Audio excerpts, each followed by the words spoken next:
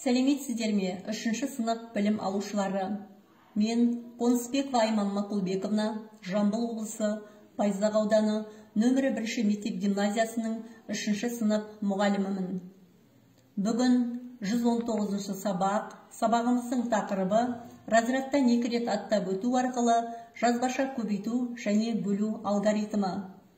Сабағымыздың мақсаты 2 және 3 таңбалы сандарды 1 таңбалы санға жазбаша көбейту және бөлу алгоритмін қолдану. Сендер бүгін жазбаша көбейту және бөлу алгоритмін қолдануды үйренетін боласыңдар. Сабағымызды 4 сурет бір сөз ойыннан бастайық. Экрандағы 4 суретті біріктіретін қандай сөз деп ойлайсыңдар, балалар? Әрине, ол сурет салу. Оны бейнелеу өнері деп атайды. Балалар, бейнелеу өнері мен математиканың ұқсастығы неде? Бейнелеу өнері және математика екеуде дәлдікті қажет етеді. Қателіктер көрініп тұрады. Және мықты дағды қабілет керек. Математика ішінде, бейнелеу пәні ішінде ең қымбат нәрсе ол уақыт. Ал уақыт бірліктерін сағатпен өлшейміз. Сондықтан сендермен бірге сағат тос деген ойынды ойнаймыз. Ойынның шарты былай. Сағат циферблатындағы 12 санды таңдап алдым. Яғни, балалар, әр уақыттың өз тапсырмасы бар. Сағаттың тілімен бірге алға жылжимыз, әлемге даңқы шыққан атақты суретшілермен танысатын боламыз. Ал балалар, әрбір білім алушы өзін-өзі бағалау парақшасы арқылы бағалайды. Бағалау парақшасына назар аударайық. Бірінші бағанда уақыт көрсетілген, екінші бағанда жинау керек, үшінші бағанда жинағаным. Енді балалар, сағат 9-дың тапсырмасын орындаған оқушылар 2 балл, сағат 12-дің тапсырмасын орындаған оқушылар 3 балл, сағат 15-дің тапсырмасын орындаған оқушылар 2 балл, және сағат 18-дің тапсырмасын орындаған оқушылар 3 балл. Жалпы барлығы 10 балл. Оқушылар 83-ші беттегі бірінші тапсырманы ауызша орындайық. Жауаптары бірдей өрнектерді тап, сонда сен әлемге танымал картиналардың авторларын білетін боласың. Енді оқушылар, бұл жерде сендер жауаптары бірдей өрнектерді табуларың керек. Ал енді балалар, жауаптары бірдей өрнектерді табайық. Иван Шишкин, 165 пен 3-тің бөліндісі және 100 пен 45-тің айырмасы. Яғни балалар, орыс суретшісі Иван Шишкин табиғатты бейнелегенді өте жақсы көреді екен. Келесі Виктор Васнецов, 325 пен 2-нің көбейтіндісі және 900 пен 250-дің айырмасы.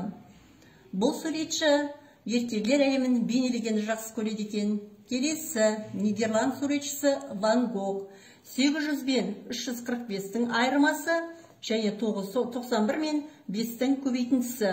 Яғни Ван Гог бұл натюрморт салғанды өте ұнатады екен. Енді балалар, бұл атақты суретшілер өмірден өткеніне көп жыл болса да, бұл кісілердің суреттері әлі осы күнге дейін өте құнды.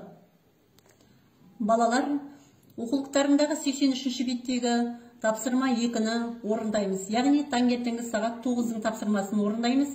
Яғни бұл жерде балалар бізде сағат 9-дың тапсырмасы жаңа сабақты түсініп ал деп отыр. Көбейтудің қалай орындалғанын қара дейді. Балалар, оқулықтарында 185-ті 4-ке көбейтемін деп тұр. Яғни балалар, бұл жерде сендермен түсіндіре кетейін. Яғни жазбаша көбейту және бөлу алгоритмі дегеніміз. Алгоритм дегеннің өзіне жеке тоқтала кетейік. Алгоритм дегеніміз балалар, бұл жұмыстың орындалу реті, немесе қадамдар деп аталады. Енді балалар, сабағымызды ары қарай жалғастырайық.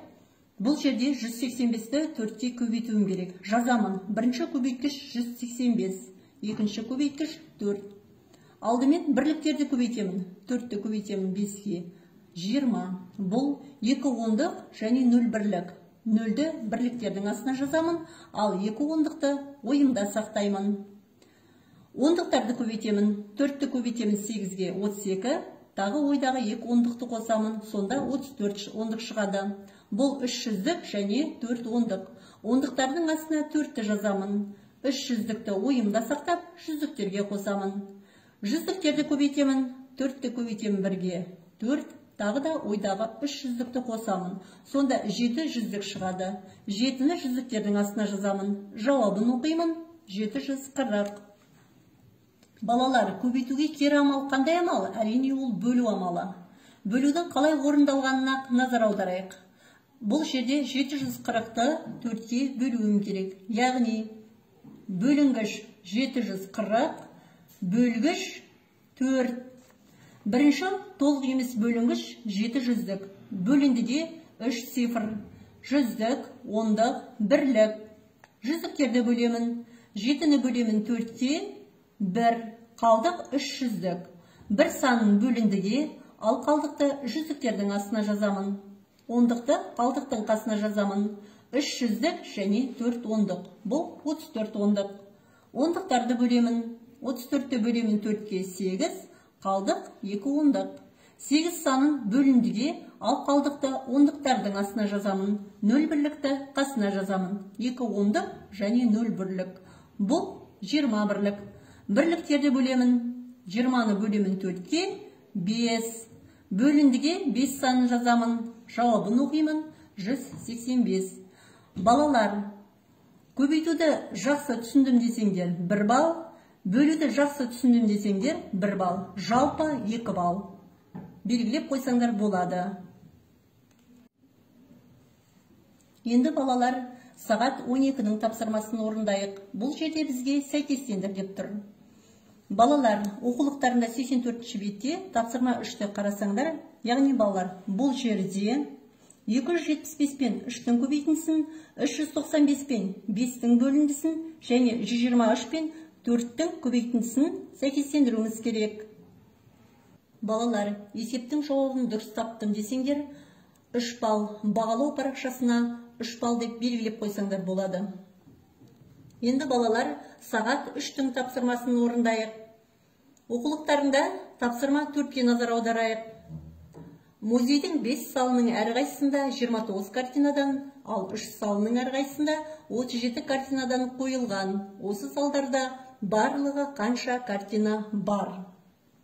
Енді балалар, экрандағы дұрыс жауаппен салыстырайық.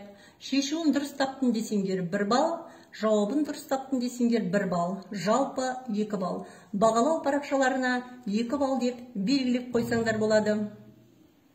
Ал балалар, кешкі сағат 18-тің тапсырмасын орындайық. Яғни бұл уақытта бізге логикалық тапсырма. 4 қорапқа қарындаштар салынған. Бірінші қорапта 4, екіншісінде 8, үшіншісінде 12, ал төртіншісінде 24 қарындаш бар. Қарындаштарды қораптан шығармай, 2 ағайынды балаға қалай теңдей бөліп беруге болады? Бұл есеп балалар сендерге оңай деп ойлаймын. Ал енді балалар, экрандағы дұрыс жауапқа назар аударайық. Алдымен қораптағы барлық қарындаштардың қосындысын табайық. Қосындыны тек 2-ге бөлеміз. Әр баланың үлесін анықтаймыз. Егер балалар жауабын дұрыс таптым десеңдер 3 балл. Бағалау парақшасына жазып қойсаңдар болады. Енді балалар, бүгінгі сабағымызды қорытындылайық. Біз өрнектерді жазбаша көбейту және бөлу алгоритмдерін үйрендік. Бейнелеу өнерінің математикамен ұқсастығын анықтадық. Уақыттың маңыздылығын түсіндік және сағат дос ойын арқылы қызықты тапсырмалар орындадық. Жарайсыңдар балалар.